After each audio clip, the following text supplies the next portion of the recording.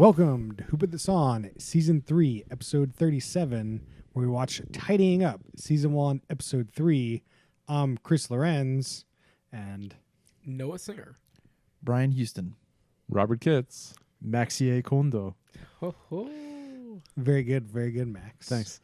Love that.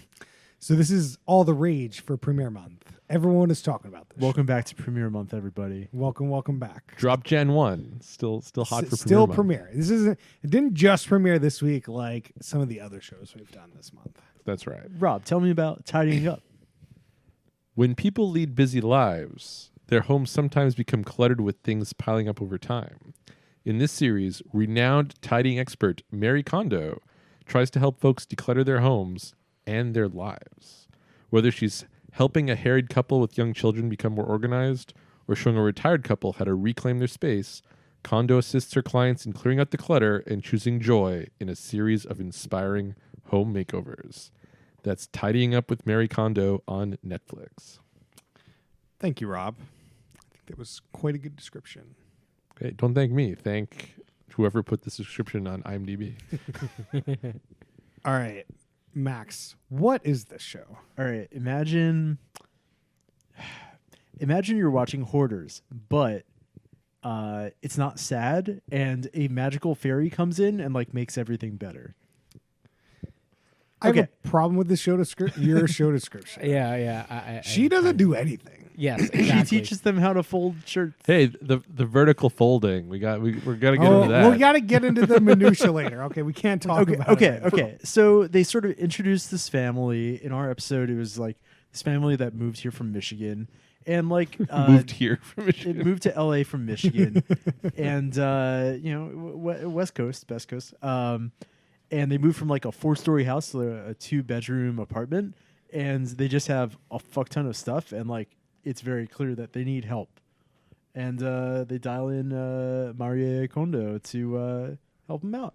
What are the 4 steps, Max? 5 steps: 1, clothing; Okay. 2, books; 3, paper; 4, komono, which means small things or miscellaneous things. Miscellaneous. 5, sentimental items. I thought that Very was good. I thought Yeah, that was part impressive. of 4. I was very confused. No, five is its own thing. Okay. Can I just comment on like 4? No. We're gonna get to the minutia. There's We so much can't minutia we gotta talk get to, about. Brian. No, Right. I'm just talking about the classification system that she is introduced. Yeah. We're gonna. That's minutia, Oh. Brian. We gotta go over what happened in the episode For first. this episode, should minutia be called komono? Sure, yeah. Komono.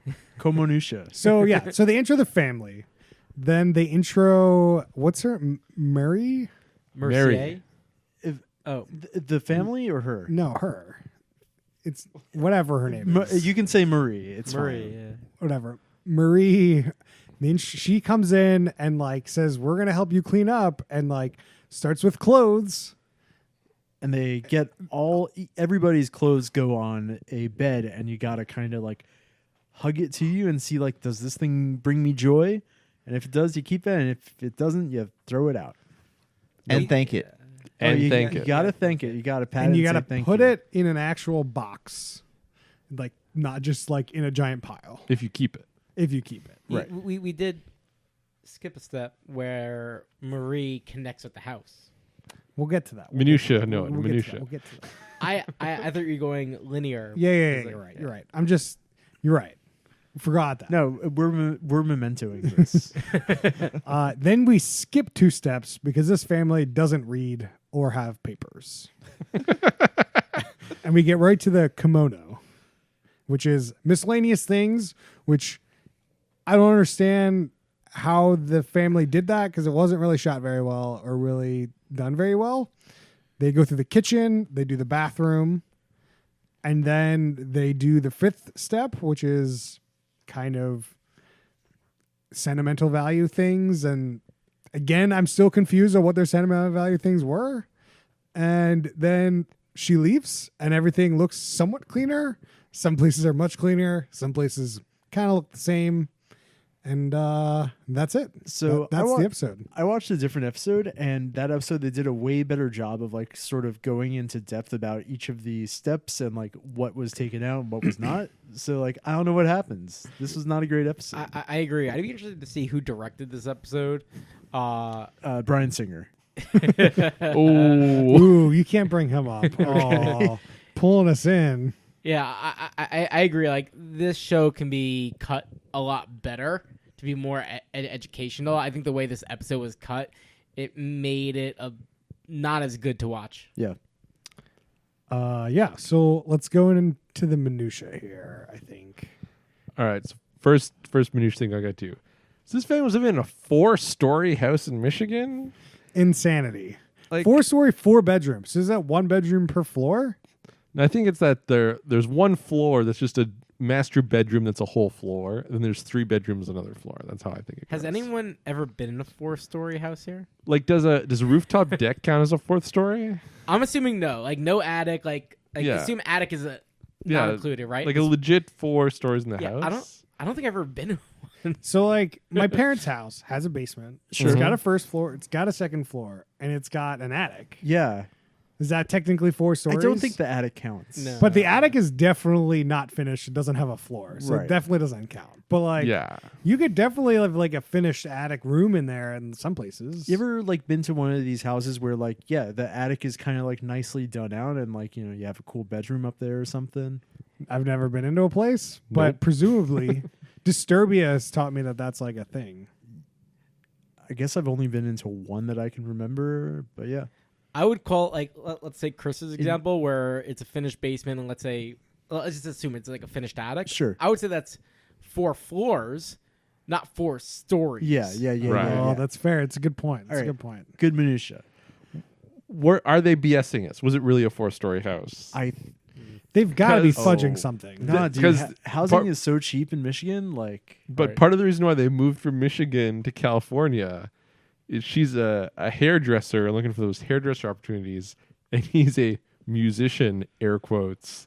He needs better musician opportunities. So, like, I feel like LA, you're going to have more higher cost of living, but I don't know if you're going to really doing much better with your life. I think she kind of implied she was bored because she was doing like one hairstyle in Michigan, where she wanted to do different hairstyles, which LA probably, you're That is doing different- true. That This whole Probably have more family, opportunity there. they got some nice hairstyles. Like you can tell there's a hairdresser in the family. there's some good and there's some bad hairstyles.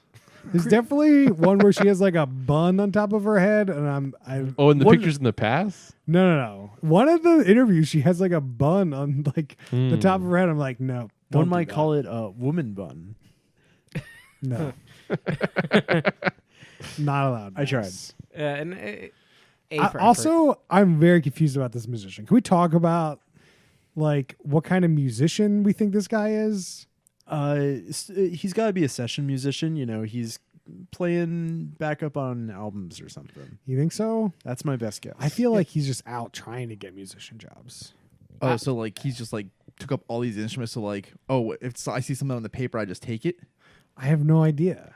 I think he's a producer based on his workstation setup. He also may be a session musician on the side, but why would he have like the keyboard hooked up with the Mac and the whole station?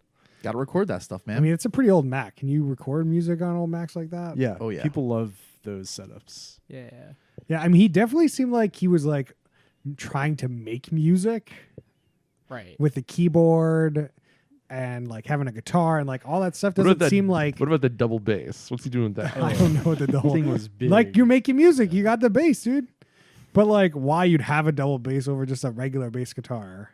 he had That's- both. it sounds He- better. He had a bass guitar and a double bass.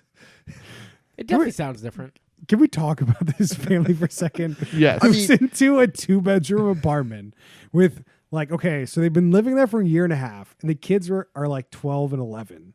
So they were 10 and 11. These kids cannot be happy about going from their own room to living in the same room as each other with bunk beds. And in this house, they've got 2 bikes, an electric scooter, a giant bass, 2 guitars, 1,000 DVDs, and like a guitar and a laptop. Like, this is insanity. How do you even attempt to tidy this up? Like, they still didn't do a good job at the end of this thing. Like, it's I just mean, it was a too lot much. tidier by the end. I mean, like, the superficial rooms are tidier. The like kitchen, the bathrooms are tidier, for sure. But the living room's not any tidier. But it's also about sort of instating those patterns so that you don't repeat it in the future. Potentially, I'm just like, they've got too much stuff. They do have too much stuff. They for a 2-bedroom apartment. They tried their damn best. Right. Like, I don't think they have necessarily too much stuff. Like, we all got I mean, too much stuff. we all have too much stuff. But like, Right. I live in a 1-bedroom apartment, and I can have all this stuff. Like, if I had to go back to a studio, I'd have to get rid of some of the stuff. Yeah. I do got to say, though, to your point on the kids being unhappy, those kids seem really well put together. Oh, totally. They were like good kids. Yeah, they really were. They're like all up for cleaning their rooms. Like, they never really like spoke back about like, oh man, I don't want to do this. I'm kind of bored. I got the feeling that they like really respected their parents. Like, yeah. Yeah, mean- they seem really well. These are tight quarters. Like, there's not a whole lot of rebelling room, I think. It's like, get out of here. I'm going to go to my room. What? Your room's like nothing. Yeah. Also, I feel like if we go back to the directing here, I think this is one of the main causes, I think, of this show. Like, they just wanted to make the kids look good. I feel like there's probably a lot of footage of them just being a-holes and like normal kids. But like, edit it out? Like, I don't know. Anything's possible. What's the opposite of benefit of the doubt? I feel like that's what you're You describing. just say, I don't give the benefit of the doubt. Guilty despite being proven innocent or whatever. Yeah. So just Really like, nice kids. So should we pause the podcast and do some con Mary to Chris's apartment, then come back on and give a report? Chris actually appears to have done that himself. Do you think he's done enough, or do you think there's more work to be done? Chris, does this Sonic the Hedgehog on a Genesis spark joy? a little bit. I spy about 100 DVDs just in my site. Yeah, but there's no problem looks, with that. It looks They're organized, organized. and yeah, nice. I just want to throw all Chris's clothes on his bed. That's really all I want to do. I went through this process. I went through all my clothes like a couple months ago. Did you throw them all on your bed, and make a giant pile? I took all my shirts and stuff and went through them all, but I have not. They're just sitting in another pile in the way that I need to get. Like, there's definitely parts of it that I have. That's why you got to throw them on your bed. So you're like, if I need to sleep, I need to actually deal with this. Yeah, I did. I put them in a different pile in the closet.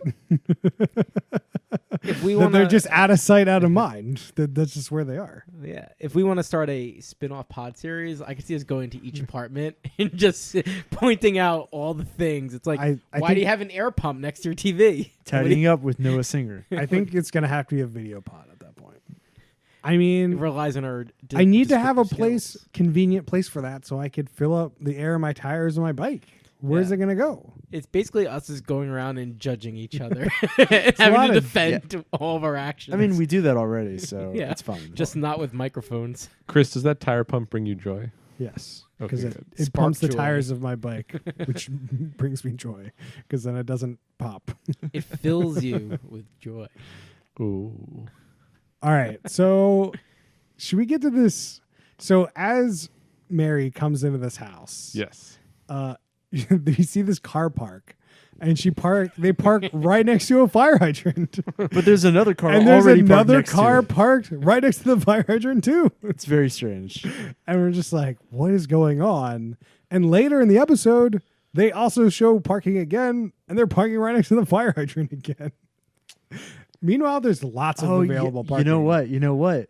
Since there's a driver in the car who's not the interpreter, they can always just move. I'm That's sure. what, like, are they leaving a guy in the car? 'Cause I if think you leave so. a guy in the car, you can park by the fire hydrant. If the fire engines show up, you just get out of the way. There was so much parking room though. Like, just park somewhere else. Why I do think you hire that- that guy? Yeah, the confusing thing is the driver goes past the driveway where you would think a driver would drop you off to a parking spot on the sidewalk. So so the driver's either being really cruel, Yeah, I right? It's just the director of this episode has to be terrible. Yeah. Yeah, he parked in front of the fire hydrant. Well, it's just like, what is the setup shot? Like, it's clearly a setup shot. Like, why are they dropping them off at a fire hydrant? There were several things throughout the episode on the way it was shot that it just seemed like they gave someone a chance and they didn't Yeah. really take it well enough. Usually, we don't ever talk about the directors of these shows. This is first. This is who this is on first, I think. It's not a Mentioning that- first, not a but first. it's not a comment. Usually talk about the producers, not the directors. Yeah. Well, two other things I'll bring up. One, there was a time when the dad and two kids were on the couch and they did a focus on a person talking and they blurred out the side. It was really distracting because they over blurred the side people, which is just kind of not natural when you have multiple people talking to each other. Sure. The second thing, they interluded like the like when you talk to the camera, a confessional with the couple, but they did it after they cleaned up the place, but they put it in the middle of the episode. They should have done it in a place where you can't tell how it looks. Yeah, the set changed. Two faux pas. Also, I feel like this show. So this is a 2-bedroom house, right? So 2-bedroom apartment. 2-bedroom apartment. You're right. Forgive me. You're trying to make my point. And like, where are these cameras? Like, there's not a whole lot of angles you're getting in this house. There's like the angle we kind of got in the living room, which I don't even know in the context of where the other bedrooms are, and based on this shot. Maybe that's the problem with the directing. Maybe they just couldn't set things up the way they needed to. But if they were in that 4-story house, they would have gotten some better shots. Yeah, definitely. I think that goes back to the producer in that case. And there's the two questions. One, is a bad scouting producer, right? They didn't properly vet, like, okay, this is a good place to shoot. Or if you look at the series as a whole, did they need to do a small place like this to round out tidying up? Maybe. Right. Could be. Let's move on. Let's talk about some other minutia. Okay. uh, Well, we the can go. the translation. There's sort of multimodal language going on in the show. You have English. You have a Japanese person being spoken translated into English. You have a Japanese person being subtitled, and you have a Japanese person speaking kind of like poor-ish English, or not fluent. And I think that's kind of remarkable. Is a bit too strong, but like you don't see it often in American television. Yeah, it's interesting that like sometimes Mary is being subtitled, and sometimes they just like put the translator narration on top of her. Yeah, It How is- they decide which to do is interesting. yeah. It is quite odd. Like sometimes subtitles. Sometimes it's the person, you can see the person translating. That makes sense. But sometimes you just hear the person translating and you can't see the person, and that's the most jarring. Sometimes they will like actually wait for her to say something and then the translator say it. Other times they will like sort of shift the translator's spoken dialogue ahead by a couple of seconds, which it's So you can see Murray talking in Japanese, but they like the sound is the sound. right. Of the It's kind of translator. like what would be on like 60 Minutes or something. yeah, for Right. sure. There's like one scene where the wife is talking to Mary, and like it looks like she's looking right at her, but like she's talking in Japanese and there's a translator. And I feel like in that situation, you're kind of, I don't know if you're looking at Mary in that specific situation, it's- or you're looking at the translator in that specific situation. Like, So, kind Noah- of looking back and forth seems logical, but like the way it was shot doesn't seem, it definitely wasn't shot that way. Noah has some experience here, apparently. I have.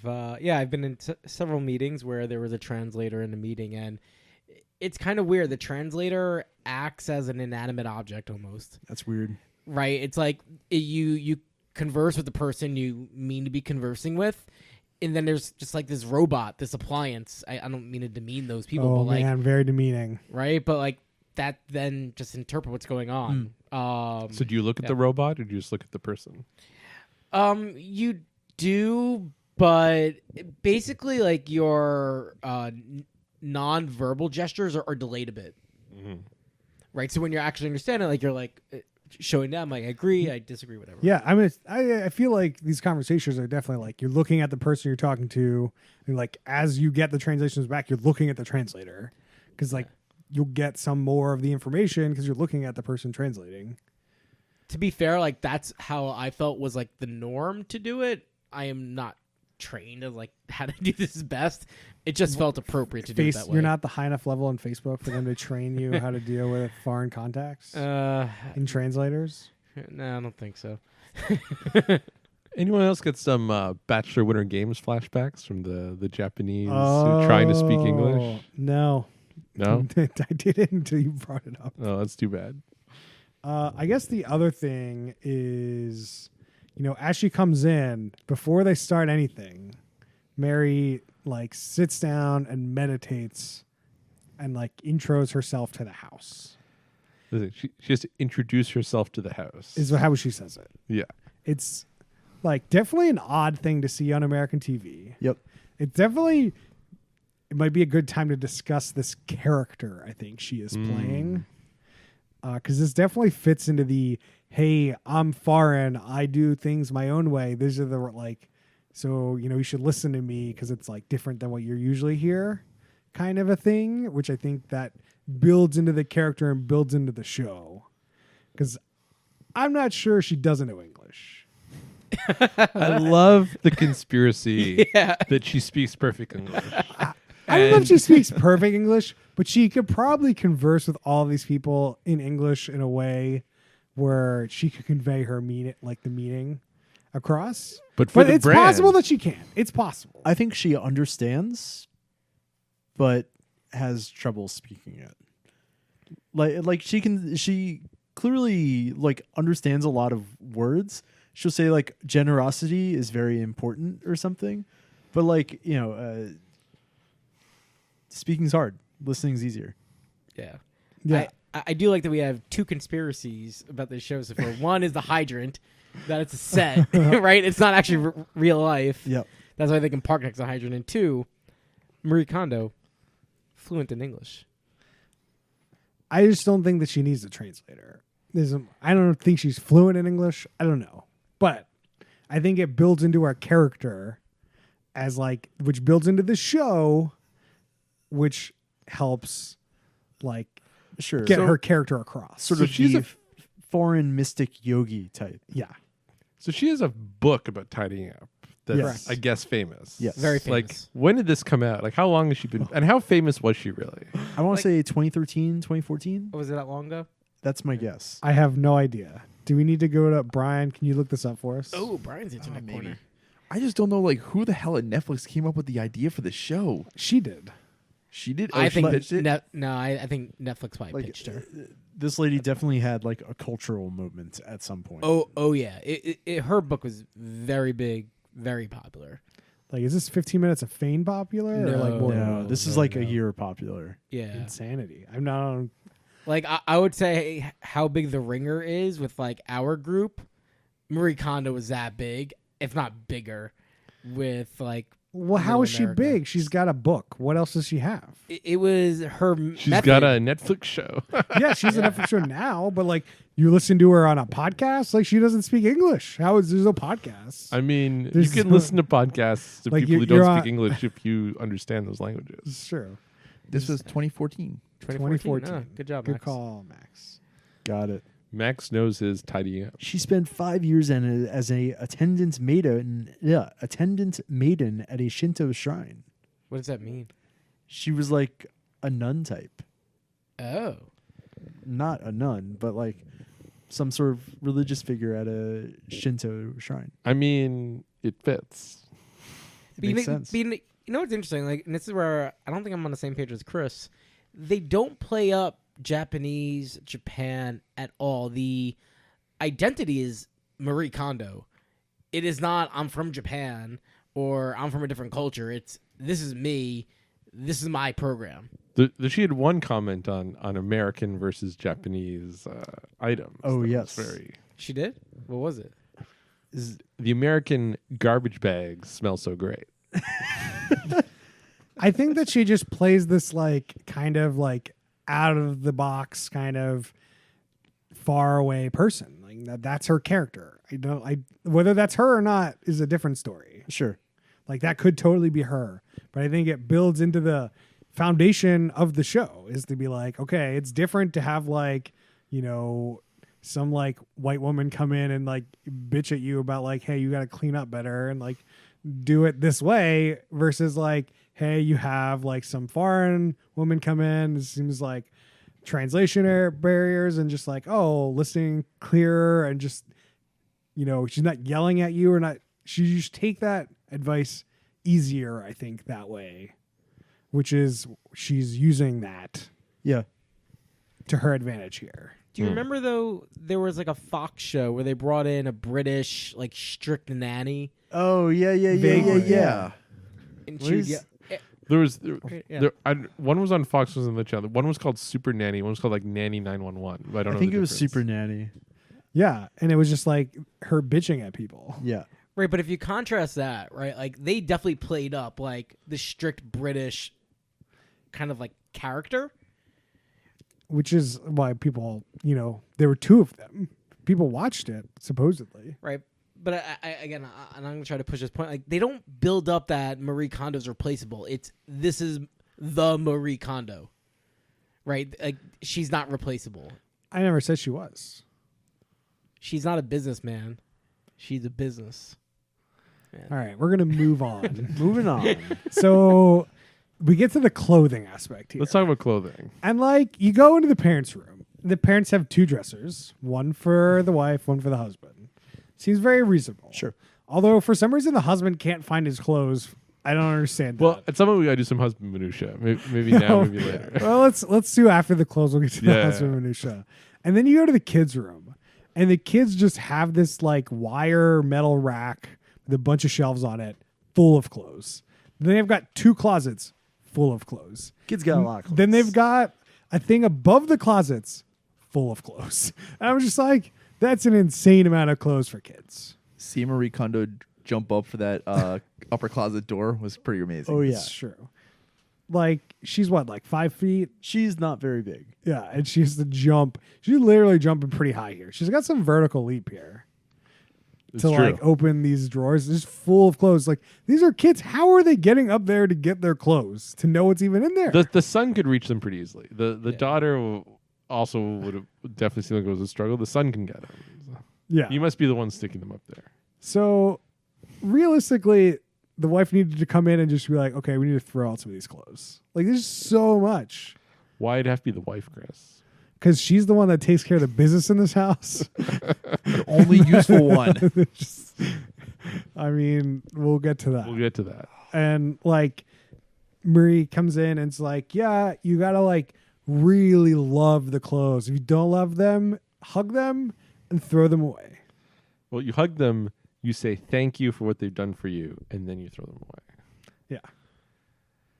So, and then she leaves, and then it's homework for the whole family to do this. It's not like she's there watching and giving advice and like, nope, she's there for like 20 minutes. They do this thing, and So she it's- comes back later. So it seems like the plan is she pops in once a week for a month Yep. and sort of sees how things are going, gives some new tips, is like, all right, I'll see you guys in a week. You work on that. And then pops out. So you think that Mary or Marie is just like doing stuff Monday through Friday, and this is a weekend gig? Like what? Like what are we looking at here? I bet, like, I haven't watched the other episodes.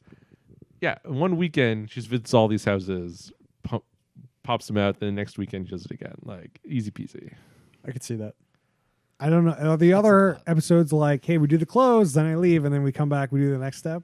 Is that how the other episodes work? Pretty much, yeah. Okay. I think you could do max 2. I think we underestimate the prep work I mean, for shooting in a house. there's definitely like probably depends on how many crews you have to be able to do that, because there's a lot of setup to set up the like shots in the house. Well, yeah, no, there's different crews have to be there, but like if you just Mary doesn't need to be there for all that. She just pops in, Yeah. does her If you bit, have get enough out. crews to do like, you got like because the crews are staying between the weeks, like in between I don't- the Mary visits. There's some shots of them. there's doing other stuff. definitely I feel like they just leave a camera set up for them to do some shots.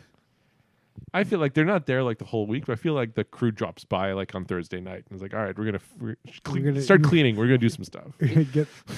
Get some confessionals. Yeah, you gotta get the confessionals. I think it for would have been noticeable if like the camera's just propped up on a stand. It would have been a bit jarring. There's definitely like a couple shots where they like put some sort of timestamp kind of on the bottom and like kind of make it look different. So You think that's it's all. some kind of That's true. You think it's some kind They- of Ghost Adventure situation, or that they put the X where they got to put the camera? And I don't know. In fact, there's definitely a mark for where that camera. There are goes. some shots that are like sort of Blair Witch mode where it's supposed to look like, it's Yeah, being that's what I was handheld. thinking. There wasn't a whole lot of those, but so I didn't know if there was more prevalent. Other episodes they have it too. Yeah. Yeah. So these kids are just like gotta go through all their clothes, and it's a lot. it's a lot. And then because they don't have a dresser, Marie's like, you should put your clothes in shoe boxes. Yeah, and she's very. We can talk about this now. Yeah. The vertical folding here. I think This this is the is- biggest revelation of this whole episode. Yeah. I do remember this from a while ago about vertical, like stacking. Never heard of it in my life. I've definitely heard of it before. First time I've heard of it. Marie Kondo. I've been doing it for a while, So maybe it's like the 2014. Brian, you've been doing it. When did you start doing it? like a few years ago. Maybe like Did you read Mary Kondo's book? I definitely did not. You holding out on us? I really wish I did. All right, so explain this folding.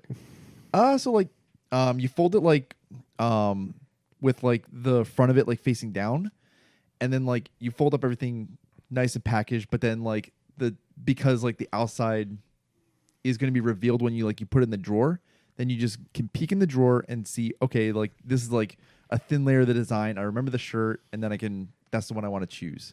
Instead of like, okay, here's this huge stack that's in the thing, you can only see the top layer, and you have to pull out the entire stack. It does seem a good system. Yeah. So And the, I got to learn how to fold. I think you have to fold the shirt a certain way, right? She, Yeah, because episode 1 shows you how to fold the shirt. Episode 1. Yeah. I might need to watch episode 1. yeah, if you fold it the wrong way, then the thing will just fall apart as you're putting it in the drawer, and it's just a complete disaster. Yeah, that's what I would assume would happen if I put a folded shirt vertical in the drawer. So I was like, there's got to be another way. That was the first couple days when I was trying this. Yeah. So how did you figure out the right way to do it then?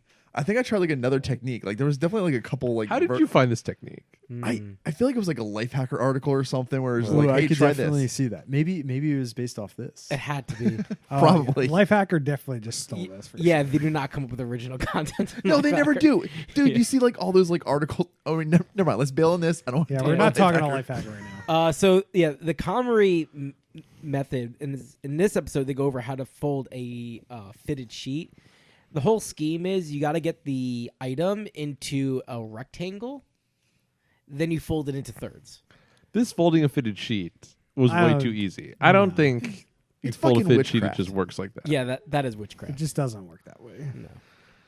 You just fold it in a way to get into like somewhat of a square, and you're like, oh, okay, that's fine. Oh, I just toss it. Like I actually don't see the purpose of a folded fitted sheet. Oh, Noah. No, you're not following. Yeah, the, you're not following the life. KonMari method. for No, sure. what is the purpose? It's The purpose is so you can sparks put it joy. away. Like if you don't fold it, then it's just like in somewhere, just like not in a neat way. So it's for storage because Yeah. you never see it. Yeah, it's just for storage. What do you mean? Oh. It's not to make it like so it comes out with a nice like crease. Is this Is this how you So treat? the- Is this how you treat your clothes as well? No, I have everything on hangers. I don't have any drawers. so like the hang. So the you hanger don't have any thing- drawers? No, It's pretty wild to me. I used He's to. like those kids. Yeah, I used to. And then, yeah, I have most things on hangers, and I have some like bins Okay. that I put stuff in, but I do very much subscribe to like you see everything. Yeah. It's funny. I used to when I was like a teenager growing up at home. My dad would put these like the stuff in the garage in these like deep, thick bins, and you can't see anything. And so I'd always go try to find sports equipment. I'm like, I can't tell where anything is because you just have this like bin after bin after bin. When I was home this weekend, they're like, "You were the original Marie Kondo. You missed your opportunity to cash in." And So you made him change from bins. I don't think they changed. So then, but- how are you the original Marie Kondo? Because the way I set up like my stuff is you actually see everything. Like that's actually an important thing for me. I think he was just hating on bins. I do hate on Vince. Yeah, but you didn't get him to change, so you can't be the original Marie Kondo. I don't judge my success by being able to influence my parents. He could have been. Well, he missed. Marie Kondo does. He You missed can't- his calling. Yeah, this is why he's not Marie Kondo, because he clearly couldn't get it done. Exactly. How about that dad? Oh yeah, I was gonna say there's definitely like there's this nice confessional of how like the dad's like, yeah, we all clean up around here, and like the kids are just like laughing at him because like he doesn't do shit, Nah. No. nothing. Nah. He's like, yeah, but when you guys go to bed, I do the clean. Like I clean up I take your clothes and like you tidy up. You don't do any cleaning. And I have a pretty big hunch that he doesn't really do too much tidying up either. No, definitely not. He's too busy slapping the bass. He's too busy wearing weird suits. Yeah, why was there was the one shot of him, and he's supposedly like cleaning up around his desk, but he's wearing a weird looking suit while he's doing it. I'm like, hey, that suit looks weird in general, but B, that's not like the tidying up outfit I would go for. Like, what is he doing? I don't know. I want to know what job you go like. What job do you go to where that's like what you wear? Does he have a job? I feel like that's a thing you go to try to find a job. And you don't get a job because that's what you're wearing. I thought he was dressed well in every shot. I found it interesting he kept changing outfits, but he looked pretty. Spiffy. Sometimes he did. Sometimes he didn't. Really? Yeah. Does he make any money? I don't think so. Like, he doesn't make money, and he doesn't clean up around the house. What does he do with his day every day? He's trying to find jobs. He's trying to find jobs. Okay, get don't that know. music gig with that double bass. I'm so like, okay, you got a hairdresser in LA. Yeah, Like that's not making terrible money, but you're not making good money. I mean, she was only doing the one hairstyle, right? I don't. What do you mean by Wasn't there- one hairstyle? No, she moved from Michigan because she could only do the one hairstyle. It's the only hairstyle they would do. We went over this already. My bad. She moved to LA because she wanted to do more than one hairstyle. Yeah. Also unclear what type of hairdresser she is. What I mean, like consumer hairdresser, or like she works at a studio, she works for a show. Like, Well, she comes from Michigan, so I'm assuming she's like just like she works at a consumer hairdresser place. yeah. yeah, I don't know. But, like, I'm assuming like if you're like on a show or a studio, that's probably like a Like- decent pay, So right? I mean, we're trying to talk about the dad now, but like, is it a failure if you've been in LA for a year and a half and you're still living in this 2-bedroom apartment? Depends what your expectations were. Well, like, okay, so you have 2 kids, right? They're Yes. like decently old. yes, They're not like young. And you're like, okay, we're going to move to LA for whatever reason. We're going to rip you from all your friends. Yep. And you're going to move in with your sister and your brother. And like, there's no way I'm going to be happy about that. Probably not. I can't imagine a kid's going to be happy about that. And like, the only way to not be happy, like, be content with that is be like, it's only going to be a short time till we get some money to move out, like, get a bigger house. Some people don't really have a choice in the matter. No, I didn't mean they don't. You're also making it seem like it's probably enjoyable to live in Michigan. I don't know. Ouch. That's the man. That's I will say, getting out of that winter must feel pretty nice. Exactly. that's fair. That's I- fair. I- you I've might be lived- right. I don't know. I've lived in Michigan. I've lived in LA. Yeah. That's fair points, guys. Fair points. I don't know where I'm going with this anymore, but like, it seems like the plan was move there, they get this place, and then like quickly find jobs and then move to like a bigger house. Seems to be what the plan was. Isn't what happened. Once that music career takes off, you're gonna get a 4-story LA house for sure. Definitely need that reverse benefit of the doubt word again. Like, Tell you what, being on the show can't hurt him, right? no, definitely not. But we didn't really hear him play music. Yeah. No, you heard him like pull on the bass once or twice. Great. He played 4 notes. Great audition. Hey, maybe we give maybe we should give the director a little more credit. That the director was like, all right, we need to not show a lot of this. He's just like constantly playing music, and they have like no shots because he's just constantly playing. Yeah, so like this family dynamic is the quintessential mom does everything, Yep. dad doesn't do anything, Yep. and the kids just kind of try to play and like bother the mom all the time. Yeah. I think they talk about how like if they're trying to find something, they'll text their mom who's not home to ask her where it is all the time. It seems extreme. It seems odd. Like this place isn't that big. Yeah. Like where's this stuff hiding? Like in the bathroom, like where's this shampoo? Like the bathroom's only so big. There's only so many places to look. The kids got to get it together. Like I understand you not finding clothes because your clothes are just everywhere. But You've got so many of them. one person can't be a map like for the entire place. But even the dad was like, I gotta ask her where Yeah. everything my They're- stuff is. They're all useless. Yeah, I didn't understand this. Like, oh, now that we're doing this as a family, like we all take responsibility of where things are. I'm like, you live in a tiny ass house. Like, how do you not know? It's not like things change. It's just realistically is like the mom does all the things and you don't do them.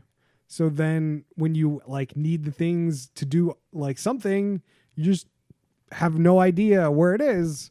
But you think that you'd learn over time that where these things are. You'd think so. Clearly not. Now, once you take a dependency on someone that's built in, it doesn't matter how big or small, right? Like that's just how you operate. There was one line I liked where like when the all the daughters clothes are on the bed, the mom's like, just looking at these clothes, I see how I never set her up for success. I feel like that was like a very extreme reaction to just having a big pile of clothes in your It's bed. true. I mean, she put a lot of stress on herself. I Yeah. feel, for this whole thing. Like Poor mom. you gotta Yeah. load some of that on the like. I understand not unloading it on the kids because the kids don't really know, but the dad for sure. Like, what is he doing? Nothing. Yeah. She must know what she was getting into, and she married some deadbeat musician. Like, It's gotta be true. I really right? want to find out after this episode the guy's killing it. Just- He's not. do you think we could book him? Spoiler. Oh, do you think we get him on the pod? That'd be great. But no, that website that Brett Favre got caught on.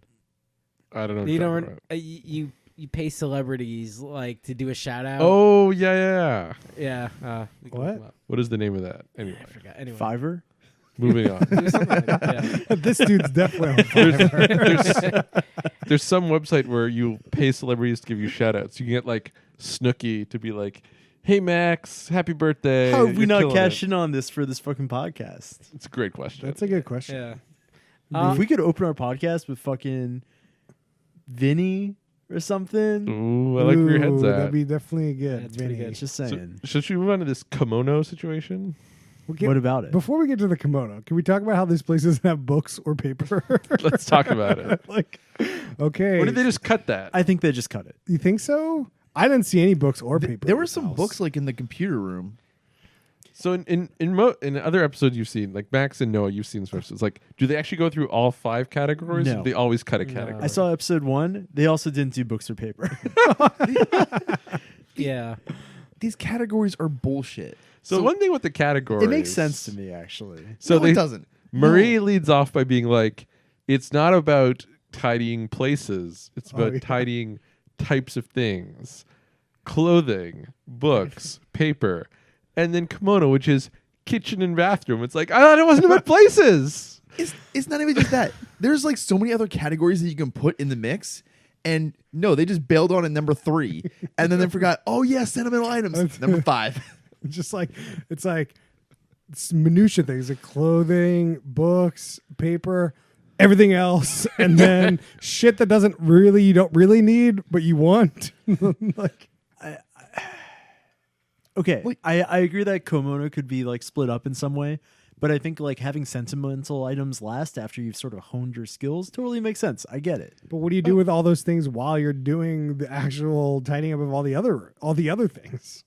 Lick them. Like it feels like whatever sentimental you items do is with your things sentimental items. you do as you go along because they're involved. Like I can't clean out my books because some of them are sentimental value. Like, right? Like, what do? Do I do that the books category? Or do that at the end? I think it supersedes. If it's a sentimental book, it's still a book. So it go as part of the book category. So, like, Or maybe if it- you But hold what is on- a kimono item? That's Maybe like, you hold on to your sentimental stuff and then you reevaluate afterwards. But then, how do I rearrange my books then after I figure out which ones are sentimental. Like, there's logic is missing here. I have to read the book, I think. I also think this is where you kind of get into a round hole, square peg type of situation, because I think here in the U.S. at least, our kitchens are generally big, right? And that's like a major staple of where we live.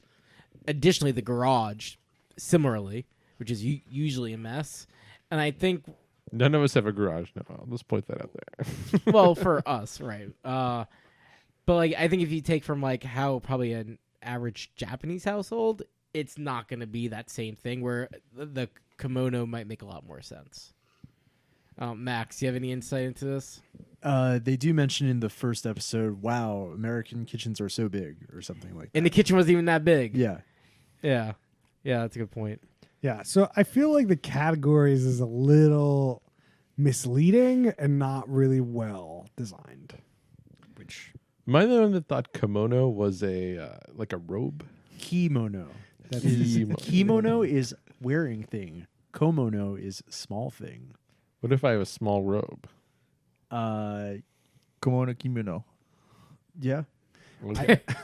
I tried to write kimono down in my notes, Yeah. and it auto-corrected to kimono. I was like, thanks. Nice. Yeah.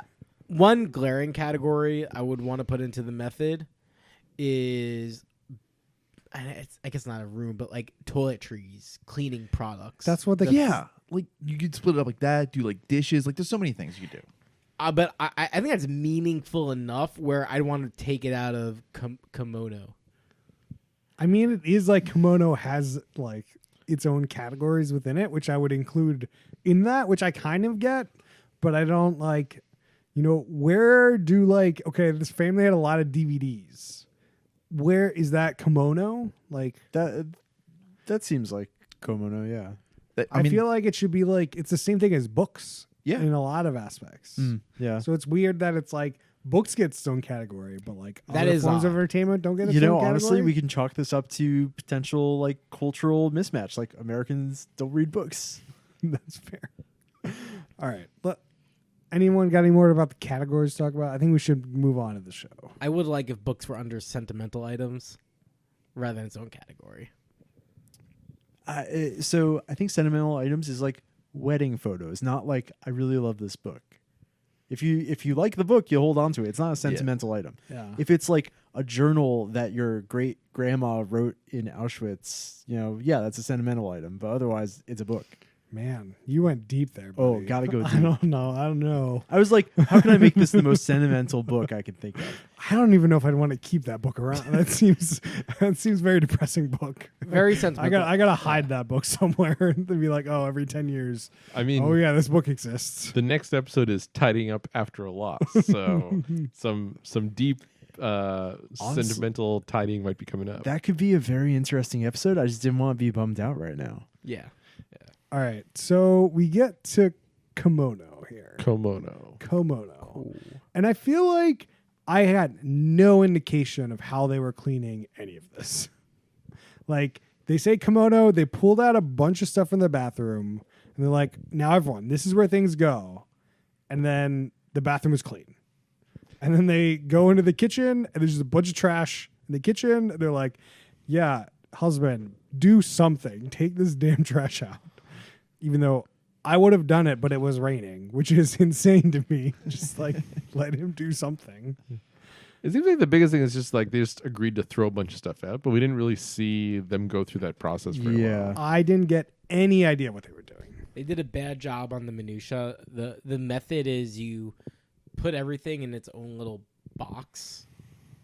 And like in the other episodes, you see there's like a drawer and just like a bunch of random organization, and she puts everything in little squares. It's like, okay, the spoons get its own squares and so forth. And I think that would make this a lot more interesting.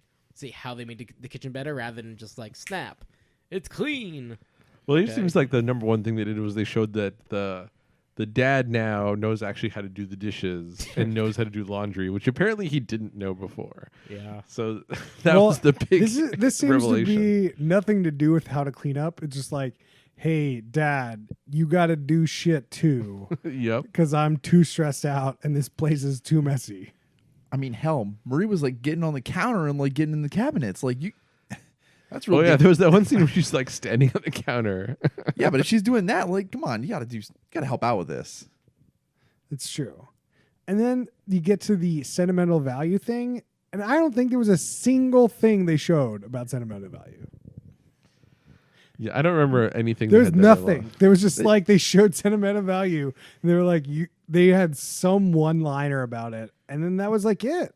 It's a real missed opportunity because like that's where you get like all the sad moments, the the tugging at your heartstrings. I don't understand this. I want the dad talking about that double bass and be like the sentimental value it gives. I mean, on that note, similar to the categories, it's like, okay, this dude has a bunch of work stuff around. What is that in a kimono category? That should be Like, paper, right? is that paper? Like what? Like, there's just like a lot of stuff in this house was just like, well, I need this for work, so it's got to be in here, and it's gonna be messy. So sucks to suck. I guess we'll just have to read her book to find out. I know. Do you want to talk about that scooter some more? Yeah. We saw the scooter a couple times, and we're like, are they going to In mention the kids' room. the scooter? And nope, no mention. And it's still just there, always there. So it was definitely there at the end. Noah said Yeah, it it was reflected in the mirror. And to clarify, this isn't a scooter you like push with one foot on. This was a Vespa like scooter. No, this is an electric scooter. It's not as big as a Vespa. It's not as big as Vespa, but it's like a thing you sit on. I don't know the way. Yeah, to yeah, yeah. classify I don't it. think I know what kind of category scooter this is. Like, this is a kid's Vespa scooter? Is that like, I think that's right because What's it was implied? made by. It's like a razor. It's like a Yeah. razor electric scooter with a seat. Yeah. but it doesn't look like a Razor scooter at all, though. No. No. Yeah. Can we? Okay. So the little girl has braces. They have They like both do. bike. The son has braces too. Okay, so they Yeah. both have braces. They've got the scooter. They're not like doing that bad for themselves. Like braces is not like not an cheap thing to do. Sure. And they're living in this 2-bedroom place. Like, I mean, LA's an expensive city, but LA is very expensive. Maybe that's it. They have no money for a place because they spent all the money on braces. it's possible. It's possible. They were gonna have money for the house, but then it's like, oh, we need braces. Do So you want a they're house? Do just you want saving up braces? to buy a house instead of moving out into like renting a bigger place. Could be. Or they know what they're getting into. Like, remember, as you mentioned earlier, a year and a half in, how they succeeded. Maybe they know they need like a 5-year runway. There's no way you can't have 15 and 16-year-old kids living in the same room. Millions just of not- Americans do exactly that. I So don't I don't think know what to so. tell you. You can make it work if you have to make it work, Chris. Sure. It just doesn't seem very good for the kids' health, mental health wise. Chris, are you an only child? No. Oh, okay. We had separate rooms. I will commend you, Chris. Your paper, very clean in your apartment. The paper, yeah. I don't like to keep paper out. It's all hidden in other places. So, anything else on the kimono? Does No, anybody we've have already like moved on. their own fun tidying tip? I got one. throw Give it to shit me, away? Give it to me. I have a entire couch dedicated to me just taking stuff out of my dryer and putting it there and not folding it. Oh, I have seen this. Is that a tidying tip? Yeah, It Okay. doesn't sound like a tip at because all. that way you can see where all your shirts are because you kind of dig around in the pile. I mean, I think that's the same thing those kids were doing.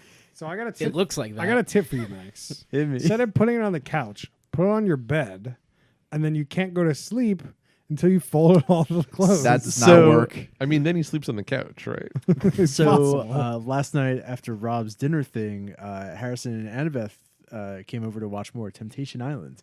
So I took all my clothes off of my couch and put them on my bed. Then when I went to sleep, I put them all on the floor. That's excellent. I am a high functioning adult. All right. Are you going to be on season 2 of Tidying Up? Yeah, I'll talk to her in Japanese. It'll be great. All right, cool. I will say a tidying tip I've recently learned. This is a partnership between Max and I. A vacuum sealer. It's insane. So they make this little machine that you put whatever you want in a little bag and it vacuum seals it. It makes it light as anything because it gets out the air, and very small to put put it away somewhere, it's like magic. It is fun. It works well. Cannot recommend more. It's pretty slick. What does Murray say about those things? I have no idea. What's the sickest thing you vacuum sealed? We've only done one thing. Coffee beans, but like, man, does it compress those things? Yeah. Here, I got a tip for you too. Hit I got a great tip for you. Hit me. Throw shit away. Yeah. That's it. That's my tidying up tip for you. Throw it away. Like, put my poop in the garbage can. Got it. Got it. Yeah. And then take that right out because that's gonna smell. You don't want that lying around. If you have something to do that'll take a minute, just do it.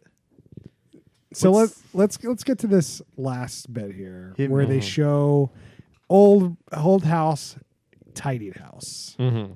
So we go through this house. The kids' room looks great. Like it was terrible before. Now like everything's nice and clean.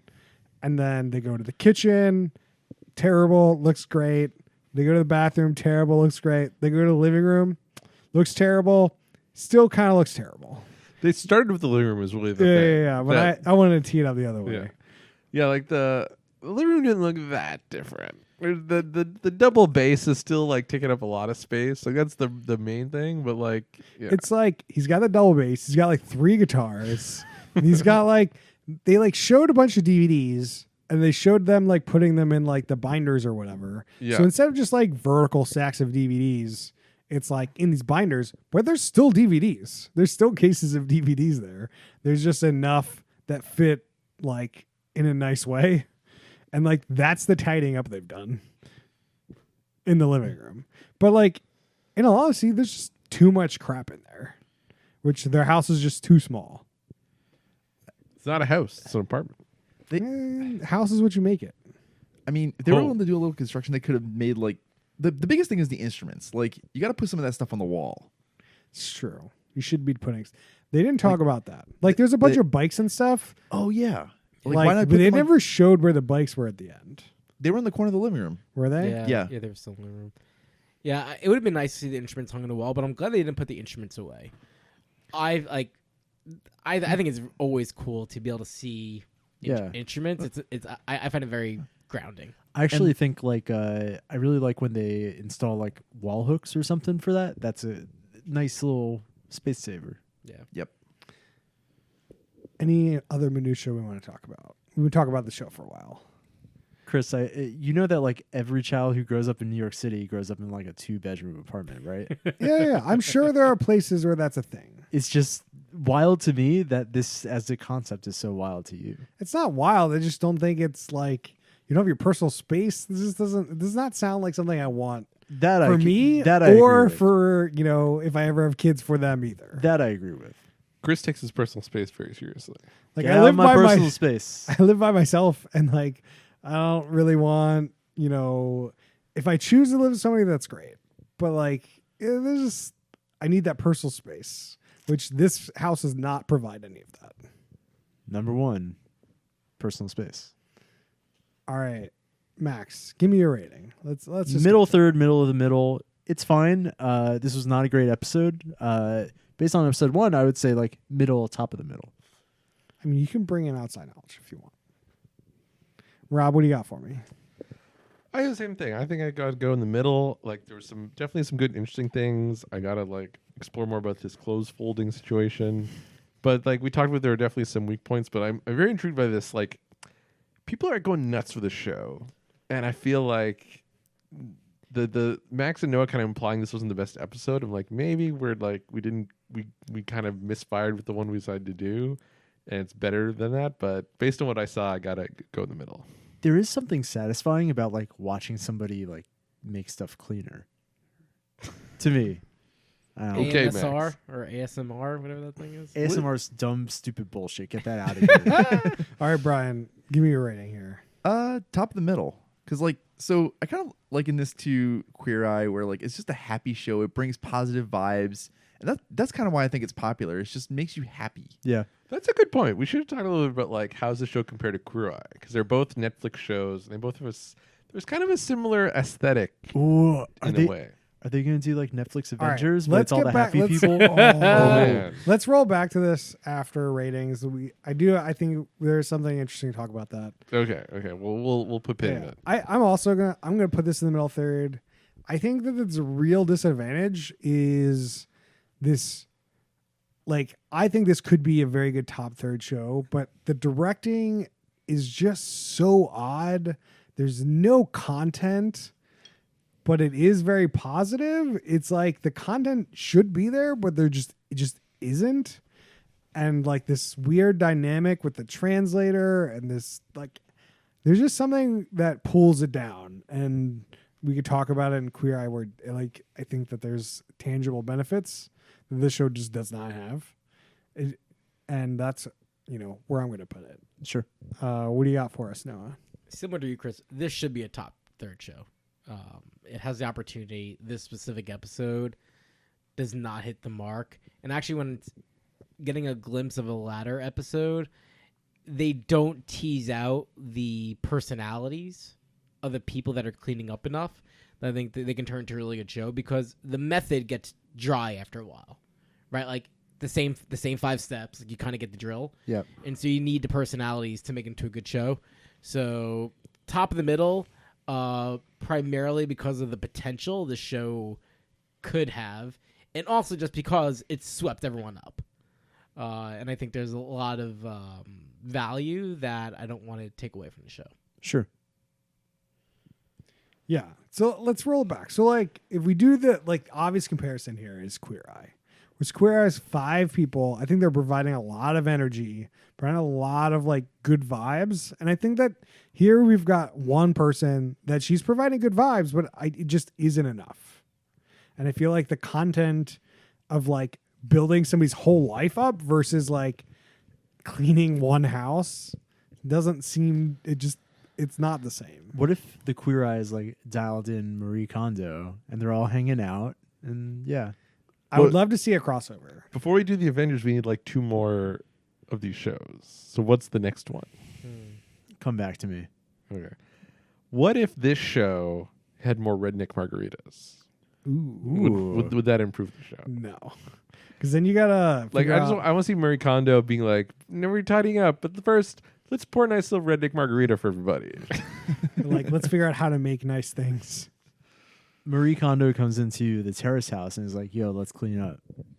What if What if Queer Eye and Marie Kondo go to Terrace House? Maybe Oh, that's the crossover. And that's all the 6 people who are living in that house. It's just 5 guys and her. yeah. Yeah.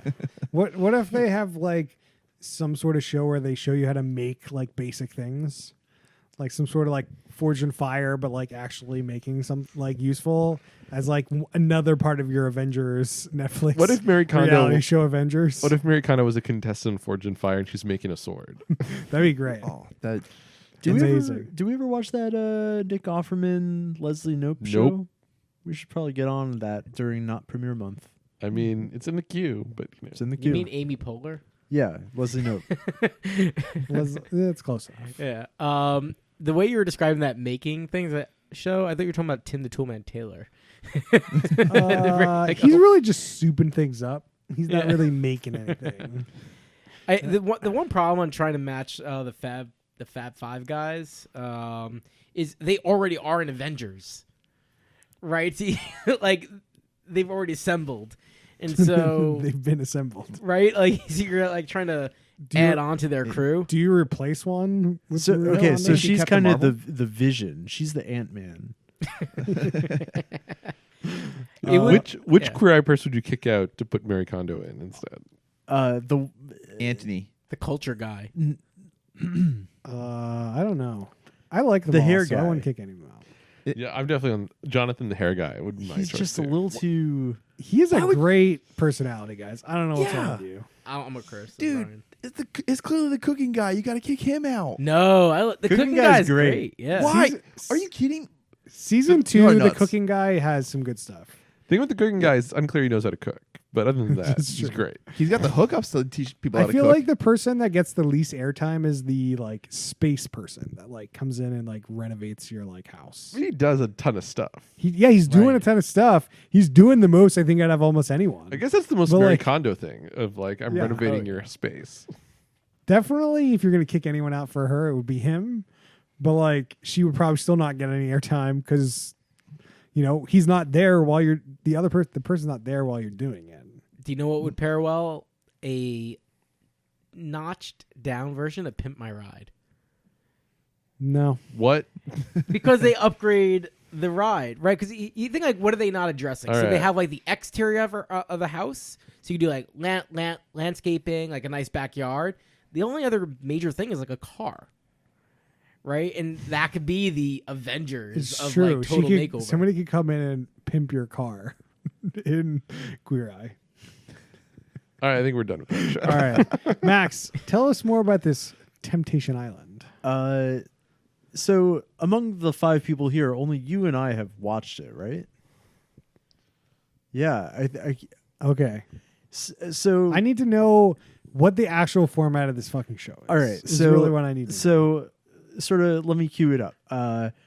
There was a cliffhanger on the last episode 1 where it says like, better say goodbye to your current boyfriend or girlfriend because you're not going to see them until the end of the show, right? Yeah. They definitely see each other in episode 2. What? So That's bullshit. That So- changes the whole dynamic. So they get all 8 contestants on stage and they say, hey, here are all these 24 gorgeous singles. Anyway, you got to pick right now in front of the person you're dating who you want to go on a date with. okay. So they do that and then they go on a date. And then not Chris Harrison, aka Mark Wahlberg, And not that Mark. brings Wahlberg. the 4 dudes into like the forest in a very survivory setting with tiki lamps and everything. It says, "You want to go see how the girls' dates went?" And they say, "Yeah, sure."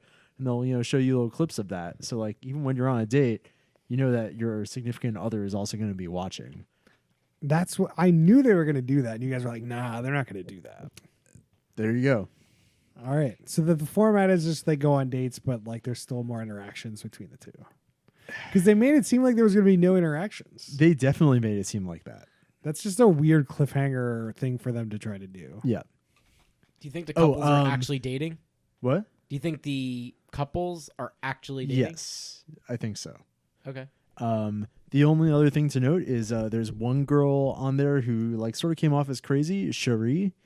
A girl just touched her man, and then he's like, "I don't want any of this," and she says like, "I'm done. I can't believe he let her touch him." Oh, not surprising. Yeah. Temptation Island. Rob, I hear you've been watching some sort of singing show. Yeah, the furry voice is going strong. And going strong. Any updates for us on that? So did you guys talk about it last week? I didn't listen to last week's. Yet. I don't think so. I don't know if James gave an update. I don't think so. So episode 2, big news is they got rid of the heights. Yeah. So I we think- can't actually like get the details on the heights anymore, which was kind of disappointing. But then Well, episode 2 is all new people, right? episode 2 is all new people. So there's 12 total people. Oh. So Oh. episode 1 was 3 pairs. Episode 2 is also 3 pairs. And I was like, oh, what are they going to do for episode 3? The 5 people left from episode 1 just all sing, and then they just kick one off. They don't do Oh. any pairing things. So I thought the pairing was really weird, to be honest. yeah, I think they tried it, and they're like, we don't need to do this. They're just messing with the show like on a per episode basis. Like, can they not just keep it consistent or like have a plan? I don't know if they have much of a plan. I don't think you need to keep that show consistent, I'm gonna be honest. But then episode 3 had special guest judge Joel McHale, so that was interesting, and he was way better than most of the Yeah, I was judges. like, he's pretty funny. I think he'd be Yeah. good in that situation. It was I interesting with agree. him. Like at first, he seemed very like, "What am I doing here? Why am I on this stupid show?" And by the end, he seemed like into it. He was like, "Yeah, this show." Really? Yeah, I mean, yeah, I felt like that would but carry on through the show. so should I give spoilers of who was revealed? So- I want before you do that, Yes. the like clues, are they getting more specific or there's just more of them? So the clue, so like episode 2 was just new people, so it was Yeah. very the same. In episode 3, they've clearly filmed the clues after episode 1 because they make reference to what the judges said. They make reference like if they felt like they did good or bad, and they give more clues in there. So it is building on So itself. are you like getting closer to guessing who these people are? Well, we don't know until actually revealed. Well, I mean, there's one reveal. Were you anywhere close to who he was? So episode 3 reveal was the tall deer guy, and it turned out to be Terry Bradshaw, which is weird because episode 1 was Antonio Brown, so it's 2 Pittsburgh Steeler players out of 3 reveals so far. It just seems like they're terrible singers, so they're probably just getting off. Apparently, first. Terry Bradshaw did some kind of gospel album, but it was very clear it was an NFL quarterback. So it was like you're down to like choosing between different NFL quarterbacks, and You're of down the to, 5 panelists, 3 their final guess was Terry Bradshaw. Damn. Like you're down to like a couple hundred people there. You're down a couple hundred people, but like still like That's hard. it's. I was like, you said like, would they ever show them guessing the right person? And like I'm multiple people surprised. guessed the right person. Yeah, Amy told me, and And I was then- like, I can't believe that the like judges guessed the people. So someone else had mentioned Terry Bradshaw's possibility like in the first part, and then when they did the final guess, Robin Thicke, who like I thought was the one who seems to be the best about like actually doing this kind of properly, was like, I saw the way he was moving his shoulders when he laughed. That really reminded me of Terry Bradshaw, so I'm going to go with Terry Bradshaw, and he was right. So I was like, yeah, Robin Thicke is doing work. But Terry Bradshaw, he's a Fox analyst, so it was the nice cross promotion in there for Fox NFL. Yep. So I mean, the NFL season's winding down. You got to kick all those NFL people off early. The NFL people are not doing great. We might be out of NFL people. Then episode 2 was Tommy Chong of Cheech and Chong. And Jenny McCarthy had guessed it was Cheech. So that was a pretty close guess. Pretty okay. I'm surprised that these Yeah. judges are allowed to guess so closely. Hey, they're just guessing. And I think I thought that like those 2 voices, like it was kind of like I can see like if you're in the entertainment industry, reasonably guessing those 2. Terry Bradshaw, who the hell? Like, I mean, I don't know. Everybody's listened to I his s- gospel album. I saw Everyone knows. like I mean, you never heard like either of them sing. I'm sure it's just like okay, like you get like little inflections in their voice that like remind you. You've heard like Terry Bradshaw obviously every Sunday. Well, entertainment industry doesn't matter to that. Like everyone who's anyone's looking at Fox, morning before the football games. So I'm curious if there's any like real singers, but like I saw a credible theory that one of them is T-Pain. And you don't know it's T-Pain because he's not auto-tuning, but he's actually a good singer. Have you guys ever seen his Tiny Desk performance? Yeah. No. It's very okay. We're gonna throw it on the YouTube after the podcast. Yeah, it's Yeah, good. so I'll keep posted if it's T-Pain. If that T-Pain, that's like a legit, That's good. guy. So Yeah. we'll see. But would you ever guess T-Pain based on Terry Bradshaw being one of the people? I mean, No. I would not have guessed T-Pain, but it is out in the world. Are that you is are T-Pain. you in the Reddit or No, in I'm the staying away rabbit from. hole? I'm staying away from the red. This was someone else I know was watching. Was like T-Pain, and then as they said it, it was like it kind of makes sense. Is the Ringer podcast up on the show yet? Not the Ringer podcast, but the Ringer does an article on the Masked Singer every week, and they also mention T-Pain. Okay, so you're in the internet rabbit hole a little bit. Just the Ringer. That's it. I mean, we know how much you like the Ringer. I do like the Ringer. Did you listen to the old school Ringer podcast? You're gonna be disappointed in me, Chris. I've never seen the movie Old School. What? All right, we're gonna have to stop this That pod right is now and very pop it on. surprising. I can't believe you've never seen Old School. Sorry. It's one of the favorite movies ever. I actually own that on DVD. It's sitting right over there. Ooh, Chris owns it on DVD too. Well, I own the Blu-ray. So- Okay, people. Sorry, Blu-ray. Chris. Your DVDs are just not tidy enough. I couldn't see that Old School's in there. Yeah, definitely not tidy enough. I need to get them blown up so you can see them from across the room. They're for the listeners at home. Chris's DVDs are quite He's doing tidy. fine. Yeah, he's doing pretty good. Anybody else watching anything? I'm almost done with a limited series called Dogs of Berlin. Mm. Netflix show. It's in German, Mm. so got to be okay with the subtitles. Obviously takes place in Berlin. It's kind of about these different like cops going after bad guys, and then there's some cross reference, which is like the city of Berlin and different players. But very good show. Is it pre or post wall? It's modern day. Okay. So post Yeah, post wall. wall. Yeah, I don't know exactly when it came out, So but it's- definitely modern. It's Okay. day. German cops. Is that what you're telling me? This is what it sounds like to me. It's not reality TV. It's scripted. Is it German True Detective? More along that lines, but less dramatic. Okay, More action. sure. I need to start watching season 3 of True Detective. On that note, so I watched episode 1 of season 3 of True Detective, and I said I want to watch a full season of some detective show. So I watched Sharp Objects. It's very good. I highly Oh, recommend you recommend it. Sharp Objects? Yeah, All What is that on? HBO. Okay. It's just a one-shot season. It's a Yeah. by the Gone Girl Amy Adams, right? person starring Amy Adams. It's really good. Leslie Knope, right? Yeah. On that, I will give a plug for Narcos Mexico. Excellent. Narco. Yeah, I talked about that a couple weeks ago. It's very good. Yeah. I guess one last thing. Some of us saw, at least for me, it was for the first time ever seeing Die Hard in the movie theaters. Oh yeah, And it was glorious. that was great. So like I remember seeing Die Hard a while ago. I didn't remember it at all. Like I remembered the guy from Family Matters being in the movie and Bruce Willis. and, Carl like, Winslow, yeah. Carl. Yeah. He's a cop. And that's like I Carl. didn't remember any of the beats of the movie at all. So it was Maybe- like kind of like seeing the movie for the first time. I don't know, was it? It was good. It's like intense. I wasn't really in the mood for a super intense movie, but like it's very good. Oh, yeah. What's the tower called again? Yokohama? Nakatomi. Not Nakatomi. Nakatomi. Nakatomi. Nakatomi. I had It's a something to great say and I episode. forgot about it. I mean, that goes down to the classic Die Hard debate. Is it a Christmas movie or not? no. Doesn't matter. Definitely.